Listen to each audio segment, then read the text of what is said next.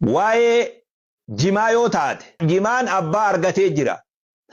Miskiina wallahi. Sheekh Muusaa su'aalaa leenci dagaa qalloo namni haasawa jimarraa qabdan yoo makiinan isinii mijjaawe makiinaa teessan kaafadha. Yoo xayyaaran isinii mijjaawe xayyaara keeysan kaafadha. Gamtaan ulamaa'ii Harargee bahaa qophaawee isin eegaa jira hootaaje. Wanni abbaa argatte wanni isin jiggatan hin jiru. Qilleensarraa lafatti gabbuute jechuudha. Miskiina wallahi. Qilleensarraa lafa gabbuute jirti. Namni haasawan qabajee fe'ateetuma Sheekh Muusaa bira dhaqu.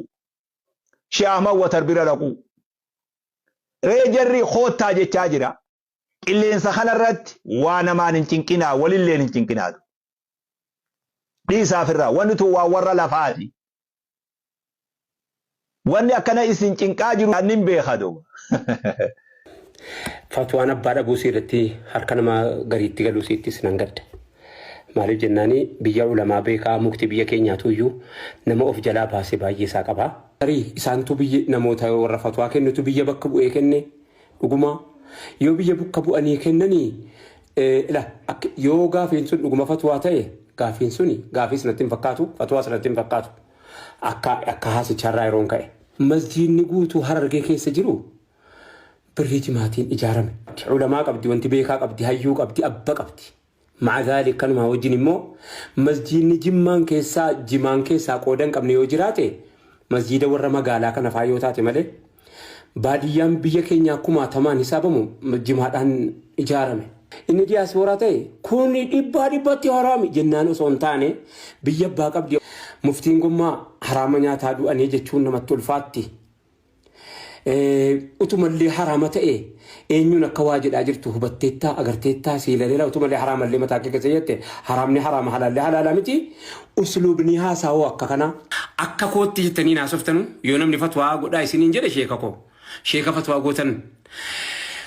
Akka kootti an akkanan jedhe jettanii jibbaa keessanii ibsattanu yoo jibbaa qabaattanis yoo jaalala qabaattanis akka kootti. Anin jaalladhu akka kootti usluuba haasaatu akkasi. An akka kootti maaliif jennaan nama baay'ee bakka bu'anii haasa'uun kun xiqqoo nulfaatu. Ulamaa Jimmaa guutuu bakka bu'anii ulamaa Wallaggaa guutuu bakka bu'anii ulamaa Baaleen qabdu ulamaa Harargeen qabdu bakka bu'anii haasa'uun haraamallee haa ta'u mariin barbaachiftu kan akkanan jedhati maal jetta. Ila beeytanii hoo Harargee ani akkanan jedhi atoo maal jetta. Silaa akkanaa yeroo keessa akkana jennu keessa hin jirru yeroo keessa akkana jennu moo hin qabaannan jettanu akkaataa usluba haasaa Harargee bahaa qabeen dhihatti beekaan. Abboonnaa jalqabee daaroo abboonnaatti amma dhufee jirsa goora ga'uttan beekaa Harargee. Birriin keessa masjiidni jimaa hin qabne hin jiru. Ishi haraama keessatti salaataa jira uummanni keenya. Giroo dhagaala inni ana ramsaa hin jiru allalchaa hin jiru. Ishi tole immoo hawaasa keenya kabajamaa. Inni haa haraamatu haa laalatu akkitti walitti haasa'anu akkanaa adabni ulamaa akkanaa adaba wayitii yoo haasa'an akkanan jedha.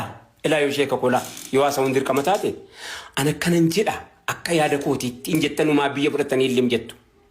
Haraamu mallee akka itti himanu hin jiruuma. Anaafsis tokko sirriidhaa jedhaallee haasaa manamni yeroo muqaarana tola diyaaniin keessatti godhu naafsittii tokko sirrii ta'amee kottu naasofnaa waliin jedha. Hayyoomni eessachi nu jalaa godaanaa jira. Akkatti walitti haasa'anii biyya bakka buutanii amantii bakka buutanii haasa'aa jirtanii. Maqaa amantii uffatanii maqaa biyyaa maqaa sabaa maqaa adda addaa uffatan. Ishi jimaadhaaf islaama qofaa itti gaafataman. Akkana islaama qofaa nama biraan qabdu namatti fayyadamaa jiru kan biraan qabdu. Tole. Hajji hamma yawwanaa waggaa dhibba meeqa uummanni keenya birrii jimaatiin godhee qophoonoo ajjiin isaan fashalee warra du'eeoo. Fuula rabbiitti gaafa wal arginu jedhame yaasa'amaa jira miti bareeddoodha. Maal qaba yoo akka Sheekh Muusaa sanatti an akkanatti hin jedha yoo jedhame maal ta'a? Maal qaba? Adabaan jechuu kooti.